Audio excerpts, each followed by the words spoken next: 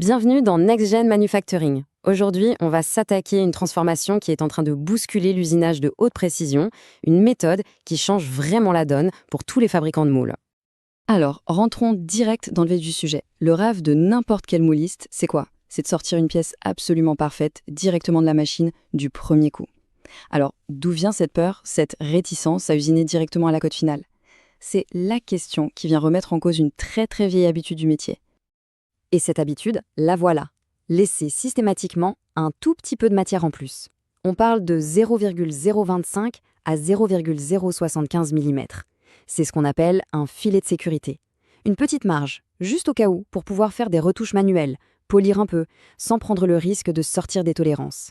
Bref, ça rassure. Mais voilà, ce filet de sécurité a un prix. Et ce prix, il est bien souvent beaucoup plus élevé qu'on peut l'imaginer. C'est le premier point essentiel de notre analyse aujourd'hui. Ce réflexe de précaution, en réalité, il coûte une fortune. Et écoutez bien ça, parce que notre source est très claire là-dessus. Il ne s'agit pas juste d'une petite inefficacité.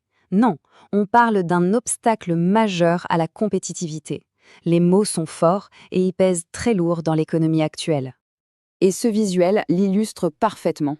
D'un côté, on a cette pratique standard, ce fameux petit surplus de matière. Et de l'autre, la cascade de conséquences inévitables. Ça veut dire plus de travail manuel, des ajustements sur la presse qui prennent du temps et coûtent de l'argent, des coûts globaux qui grimpent et des délais de livraison qui s'allongent. Au final, on perd sur tous les plans. Alors, comment on fait pour sortir de ce cercle vicieux ? Eh bien, la solution, c'est un changement complet de philosophie. On entre maintenant dans la deuxième partie de notre analyse, ce qu'on peut appeler la révolution zéro surépaisseur. Alors, de quoi on parle concrètement? L'usinage à surépaisseur zéro ou négative. C'est le fait d'usiner les pièces directement à leur dimension finale. On peut même, et c'est là que c'est révolutionnaire, usiner avec une cote légèrement négative, par exemple moins 0,020 mm. Oui, en dessous de la cote finale. Le but, éliminer purement et simplement toutes les étapes de finition. Et le point le plus important à retenir, c'est que ce n'est pas de la science-fiction. Ce n'est pas un concept pour dans 10 ans. C'est un processus qui est connu, qui est efficace et qui a largement fait ses preuves. La technologie pour le faire est déjà là, elle est disponible. D'accord, mais alors comment on fait pour y arriver? Parce qu'on s'en doute, adopter cette philosophie, ça demande une rigueur technique absolue.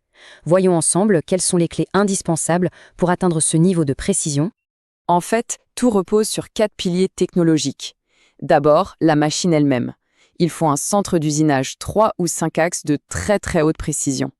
Ensuite, la broche.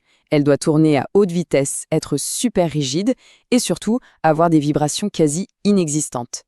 Troisième pilier, l'outillage. On a besoin d'un système de porte-outils ultra rigide, comme le HSK, pour minimiser ce qu'on appelle le faux rond. Et enfin, le quatrième pilier, c'est le logiciel. Une FAO qui soit capable de calculer des parcours d'outils avec une résolution au micron près.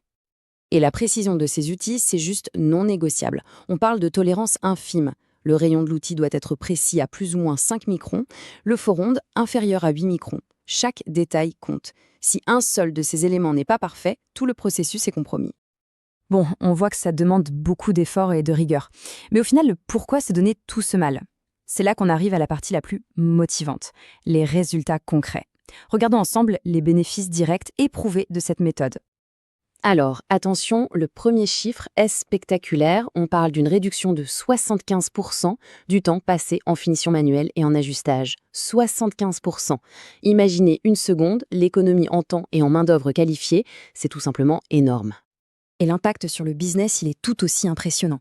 Un des ateliers qui a mis ça en place a vu son volume de vente augmenter de 24%. Et le plus fou, c'est qu'ils ont fait ça sans embaucher une seule personne en plus. C'est la définition même de la croissance rentable. Et le plus beau dans tout ça, c'est que les avantages ne s'arrêtent pas à la porte de l'atelier. Ils se répercutent sur le client final. Concrètement, ça donne des moules qui ont une meilleure durée de vie, qui sont plus performants et qui permettent des temps de cycle de production beaucoup plus rapides. C'est toute la chaîne de valeur qui gagne. Finalement, tout se résume peut-être dans cette citation qui est le cœur du message. On doit savoir changer ses habitudes et mettre au placard ses certitudes, basées sur une expérience dépassée face aux moyens modernes et éprouvés. C'est un vrai appel à l'audace et à l'évolution. Ce qui nous amène à la toute dernière question de cette analyse, une question qui s'adresse en fait à toute l'industrie. Et si nos certitudes d'aujourd'hui, ces habitudes bien ancrées, étaient en fait le principal frein à notre avenir?